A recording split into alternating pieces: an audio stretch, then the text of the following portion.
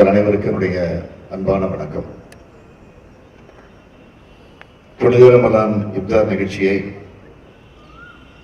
தமிழ் மாநில தேசிய இயக்கத்தின் சார்பில் இன்று நடத்தப்படுகிறது என்று சொன்னால் எல்லோரும் இங்கே உரையாற்றிய நேரத்தில் பெருமையோடு எடுத்து சொன்னார்கள். இந்த நிகழ்ச்சி ஆண்டாண்டு காலமாக தொடர்ந்து நடைபெற்றுக் கொண்டிருக்கிறது. தொடக்க காலத்திலிருந்து பல ஆண்டு காலம் தலைவர் கலைஞர் அவர்கள் கலந்து கொள்ளக்கூடிய நிலையில் அதற்கு பின்னால் அவருடைய உடல் நலத்தை பொறுத்தவரையில் அவர் பங்கேற்கக்கூடிய வாய்ப்பை வர முடியவில்லை என்று சொன்னாலும் தொடர்ந்து ஏறக்குறைய ஒரு 13 ஆண்டு காலமாக நம்முடைய தேசிய இயக்க அமைப்பின் சார்பில் நடைபெறக்கூடிய இந்த இப்தார் நிகழ்ச்சியில நான் பங்கேற்கக்கூடிய வாய்ப்பை தொடர்ந்து பெற்று வருகிறேன். பலர் பேசுகிற போது சொன்னார்கள், சட்டமன்ற உறுப்பினராக வந்திருக்கிறேன், மேயராக இந்த நிகழ்ச்சிக்கு வந்திருக்கிறேன், உள்ளாட்சித்துறை அமைச்சராக வந்திருக்கிறேன், துணை முதலமைச்சராக வந்திருக்கிறேன், இப்பொழுது எதிர்க்கட்சி தலைவராக திராவிட முன்னேற்ற கழகத்துடைய செயல் தலைவராக வந்திருக்கிறேன் என்று சொன்னார்கள். ஆக அடுத்து வரக்கூடிய நிலையில் வேறொரு நிலையிலே வந்துட வேண்டும் என்று அவருடைய எண்ணத்தை வெளிப்படுத்தி இருக்கிறார்கள். என்னை பொறுத்தவரையில இந்த நிகழ்ச்சிக்கு நான் தொடர்ந்து வந்து கொண்டிருக்கிறேன் என்று சொன்னால் இப்படிப்பட்ட பொறுப்புகளில் இருந்துதான் வர வேண்டும் என்பதல்ல. இன்றைக்கும் உங்களில் ஒருவனாக இருந்து நான் தொடர்ந்து வந்து கொண்டிருக்கக்கூடியவன். தொடக்க காலத்தில் நான் இந்த நிகழ்ச்சிக்கு வருகிற நேரங்களில் அழைப்புகளிலே சிறப்பு விருந்தினர் என்று வெளிப்படுத்தினார்கள். அப்பொழுது நான் ஒரு வேண்டுகோள் எடுத்து வைத்தேன், சிறப்பு விருந்தினர் என்று என்னை நீங்கள் அழைக்கக்கூடாது, உங்கள் விருந்தினர். ஆக அந்த நிலையில் தான் நான் வர வேண்டும் என்று விரும்புகிறேன் என்று சொன்னேன். ஆக இந்த அழைப்புகளில் கூட சிறப்பு விருந்தினர் என்று வெளியிடாமல் அதை தவிர்த்திருப்பது உள்ளபடியே எனக்கு மகிழ்ச்சியை தந்து கொண்டிருக்கிறது. ஆகவே ஏதோ நான் பொறுப்புக்கு வர வேண்டும், நான் முதலமைச்சராக வர வேண்டும், கழகம் ஆட்சிக்கு வர வேண்டும் என்ற அந்த கருத்தை இன்றைக்கு நம்முடைய நண்பர்களும் பெரியவர்களும் இங்கே எடுத்து சொல்லி இருக்கிறார்கள் என்று சொன்னால், மக்களுக்காக, இந்த இனத்திற்காக, இந்த சமுதாயத்திற்காக, குறிப்பாக சிறுபான்மை சமுதாயத்தை சார்ந்திருக்கக்கூடிய மக்களுக்காக அந்த பொறுப்புக்கு வர வேண்டும் என்று கருதுவர்களை தவிர ஏதோ நமக்கு பதவி வர வேண்டும், நாம் சிம்மாசனத்தில் வந்து அமர்ந்திட வேண்டும் என்கிற அந்த உணர்வோடு அந்த கருத்தை அவர்கள் எடுத்துச் சொல்லவில்லை என்பதை தெளிவாக நாம் உணர்ந்து கொண்டிருக்கிறோம். திராவிட முன்னேற்ற கழகம் எப்பொழுதெல்லாம் ஆட்சி பொறுப்பில் இருக்கிறதோ அப்பொழுதெல்லாம் ஏழை எளிய மக்களுக்கு, பிற்படுத்தப்பட்ட மக்களுக்கு, தாழ்த்தப்பட்ட மக்களுக்கு, குறிப்பாக சிறுபான்மை சமுதாயத்தை சார்ந்திருக்கக்கூடிய மக்களுக்கு எண்ணற்ற திட்டங்களை, அவர்களால் எடுத்து வைக்கப்படக்கூடிய கோரிக்கைகளை எந்த அளவிற்கு நிறைவேற்றி தந்திருக்கிறது என்பது உங்களுக்கெல்லாம் தெரியும். ஆகவே இப்போ ஆட்சியில இல்லை என்று சொன்னாலும், ஆக உங்களுடைய உரிமைகளுக்கு, உங்களுடைய பிரச்சனைகளுக்கு குரல் கொடுக்கக்கூடிய, சட்டமன்றத்தில் எடுத்து வைக்கக்கூடிய, மக்கள் மன்றத்திலே சுட்டிக்காட்டக்கூடிய அந்த பணிகளை தொடர்ந்து போராடுகிறது, வாதாடுகிறது என்பது உங்களுக்கு நன்றாக தெரியும். இன்றைக்கு புனித ரமலான் இப்தார் நிகழ்ச்சி நடத்துகிறோம் என்று சொன்னால், நபிகள் நாயகம் எந்த உணர்வோடு, எந்த நோக்கத்தோடு நாம் நம்முடைய கடமையை ஆற்றிட வேண்டும், அதற்கு என்னென்ன தியாகங்களை செய்திட வேண்டும் என்று அறிவுறுத்தி இருக்கிறாரோ, வலியுறுத்தி இருக்கிறாரோ, அவைகளை எல்லாம் மனதிலே நிலைநிறுத்திக் கொண்டு இந்த இப்தார் நிகழ்ச்சியை நாம் நடத்தி கொண்டிருக்கிறோம்.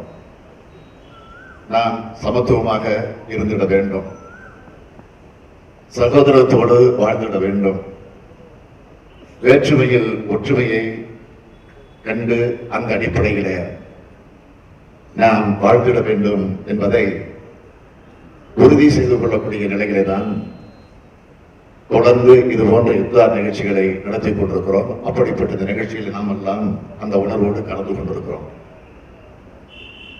தமிழகத்தில் நடைபெற்றுக் கொண்டிருக்கக்கூடிய ஆட்சி, அதே போல மத்தியிலே நடைபெற்றுக் கொண்டிருக்கக்கூடிய ஆட்சி, ஆக மத்திய மாநில ஆட்சியை பற்றி எனக்கு முன்னால் உரையாற்றியவர்கள் மிகுந்த வேதனைகளோடு எடுத்துச் சொல்லி இருக்கிறார்கள். அதில் குறிப்பாக மத்தியில் அமைந்திருக்கக்கூடிய மோடி அவர்கள் தலைமையில் அமைந்திருக்கக்கூடிய பாரதிய ஜனதா கட்சியுடைய ஆட்சி இன்றைக்கு ஒரு பெரும்பான்மையை பெற்றிருக்கக்கூடிய ஆட்சியாக இருக்கிறது. பெரும்பான்மை என்று சொன்னதை விட மிருக பலத்தோடு ஒரு ஆட்சி அமைந்திருக்கிறது. ஆக அந்த பெரும்பான்மையை, அந்த மிருக பலத்தை பெற்றிருக்கிற காரணத்தால் தாண்டோண்டித்தனமாக அவர்கள் எதை நினைக்கிறார்களோ, எதை செய்ய வேண்டும் என்று முடிவெடுக்கிறார்களோ அப்படி செய்யக்கூடிய இந்த பணிகளை ஒரு சர்வாதிகாரத்தோடு ஜனநாயகத்தை குடிதோண்டி புதைக்கக்கூடிய நிலையில ஒரு ஹிட்லரை போல ஒரு ஆட்சி நடத்தக்கூடிய நிலையில மத்தியில் இருக்கக்கூடிய ஆட்சி அமைந்திருக்கிறது.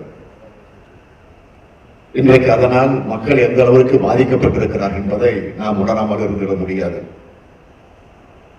இந்த 3 ஆண்டு காலத்தில் அண்மையிலே கூட கடந்த 3ஆம் தேதி தலைவர் கலைஞர் அவர்களுடைய 94ஆம் ஆண்டினுடைய பிறந்த நாள், சட்டமன்றத்தினுடைய வைர விழா. இந்த 2 விழாக்களை ஒருங்கிணைத்து ஒரு மாபெரும் விழாவை திராவிட முன்னேற்ற கழகத்தின் சார்பில் நாம் நடத்தினோம்.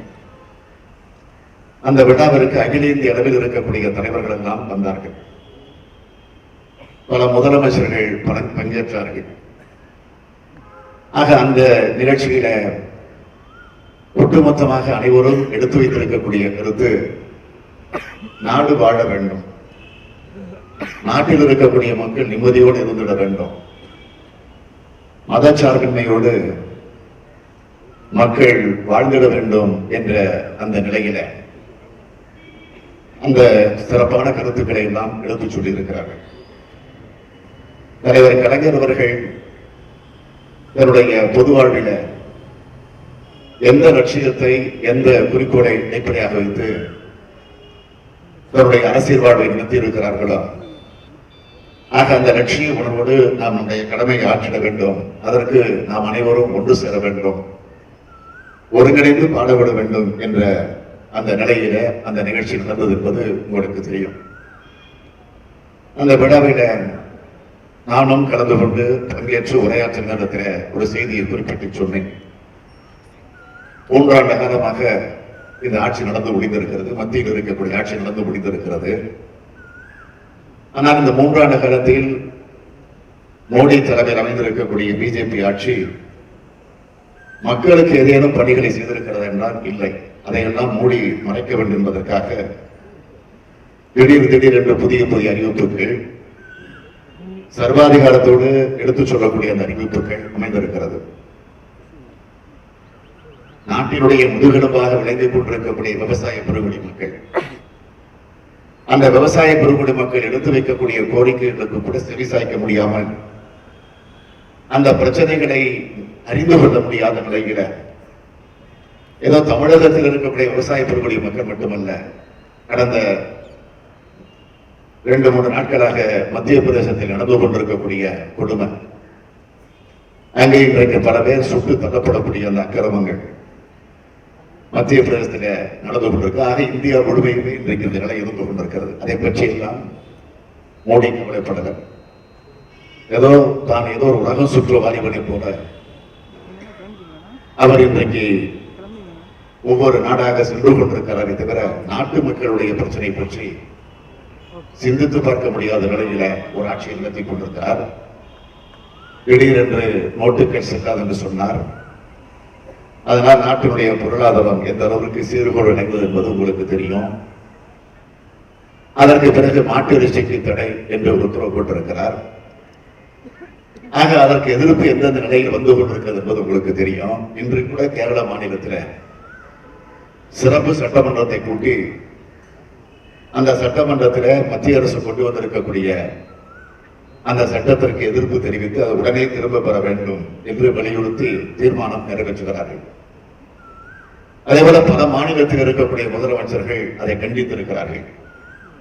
அதை ஏற்றுக்கொள்ள மாட்டோம் என்று திட்டவட்டமாக மறுத்திருக்கிறார்கள், வெளிப்படையாக சொல்லியிருக்கிறார்கள். ஆனால் தமிழ்நாட்டில ஒரு ஆட்சி நடந்து கொண்டிருக்கிறது. தமிழ்நாட்டில ஒரு ஆட்சியில் இருக்கக்கூடிய முதலமைச்சரிடத்திலே போய் பத்திரிகையாளர்கள் கேட்கிறார்கள், மாட்டு இறைச்சிக்கு தடை போட்டிருக்கிறாங்கள, உங்களுடைய கருத்து என்ன என்று கேட்டபோது படித்து பார்த்து விட்டு சொல்லுகிறேன் என்று சொல்லுகிறார். ஆக ஏறக்குறைய 20 நாள் ஆச்சு, இன்னும் படிச்சுக்கிட்டு இருக்கிறார். சட்டத்துறையில வழக்கறிஞர்கள் இருக்கிறார்கள், சட்டத்துறையில் இருக்கக்கூடிய அதிகாரிகள் இருக்கிறார்கள். அவங்க படிச்சுட்டு அதுல என்னென்ன சட்டம் இருக்குன்னு இது வரைக்கும் முதலமைச்சர் எடுத்து சொல்லலையா? தெரியும், தெரிந்திருந்தோம், அதை புரிந்திருந்தோம், அதை அவர்களிடத்தில் அதிகாரிகள் விளக்கி இருந்தோம். அது பற்றி சொல்வதற்கு தெம்பில்லாத ஒரு வக்கற்ற வகையற்ற ஒரு ஆட்சி தான் இன்றைக்கு தமிழ்நாட்டில் சிந்திச்சு பார்க்கணும். ஆனா இது பற்றி ஒரு கருத்து கூட எடுத்து சொல்லக்கூடிய முடியாத நிலையில ஒரு ஆட்சி இருக்குன்னா அதுக்கு என்ன காரணம்னா, தனக்கு இருக்கக்கூடிய இந்த பதவியை காப்பாற்றிக் கொள்ள வேண்டும் என்ற அந்த நிலையில ஒரு ஆட்சி இன்றைக்கு தமிழ்நாட்டில் இருந்து கொண்டிருக்கிறது. ஆகவே இங்க சொன்னார்கள், அடுத்த இப்தார் நிகழ்ச்சி நடக்கிறப்போ நிலைமை மாறி இருக்கணும்னு. இன்னும் 1 வருஷம் இருக்கு அப்படின்னு ஒரு இயக்கம் நமக்கு இருக்கு. அவ்வளவு நாள் இருக்கணுமா, அவ்வளவு நாள் பொறுத்துக்கிட்டு இருக்கணுமா, அந்த நிலை இருக்கு. இங்கே கூட சொன்னார்கள், நீங்க இதுக்கு ஒரே மாற்றத்தை ஏற்படுத்துறீங்கன்னா உங்க வீட்டுக்கு தேடி வந்து உங்க இடத்துல நாங்க போராடுவோம் அப்படின்னு சொல்றாங்க. இது இங்க இல்ல, எங்க போனாலும் இப்ப இதுதான். எங்கேயாவது ஊருக்கு போகிற நேரத்தில் விமானத்தை பிடிச்சு விமானத்தில் போறப்ப பயணம் செய்யக்கூடியவர்கள்னா ஒட்டுமொத்தமாக என்ன வந்து சந்திச்சு கேட்கிற ஒரே கேள்விதான், எப்பதான் மாத்துவீங்க இந்த ஆட்சியை? ரயில்ல போனா கேட்கிறாங்க. ஆக சினிமா தேட்டர் போய் உட்காந்து சினிமா நிம்மதியா பார்க்கலாம், ஒரு 2 மணி நேரம் பொழுது போக்கலாம் பார்த்தா அங்கேயே வந்து கேட்கறாங்க. சரி, கடற்கரையில போய் கொஞ்சம் காத்து வாங்கலாம் நம்ம உட்கார்ந்தா அங்கேயும் இதுதான் கேள்வி.